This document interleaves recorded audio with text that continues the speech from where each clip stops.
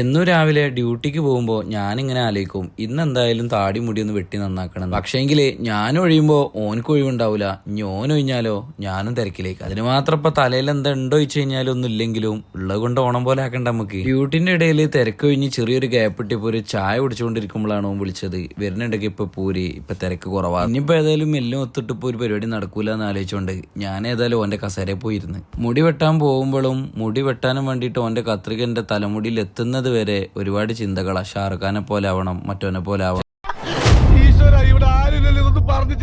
എന്റെ വലവിശല് കഴിഞ്ഞപ്പോ എന്റെ മുടി ഒന്ന് ചെക്ക് ചെയ്തൊക്കെയപ്പോ ഞാൻ അങ്ങനെ ആലോചിക്ക് 2-3 കൊല്ലം മുമ്പ് എന്തോരം മുടിയുള്ള ഒരു തലയായിരുന്നു എന്റെ തല. മുടിന്റെ കാര്യം പറഞ്ഞിരിക്കുമ്പോഴാണ് ചെക്കപ്പോ 2 കൊല്ലം കഴിഞ്ഞപ്പോ നാട്ടിൽ പോവാണ്. കല്യാണമൊക്കെ നോക്കാനുള്ള പരിപാടിയില്ല.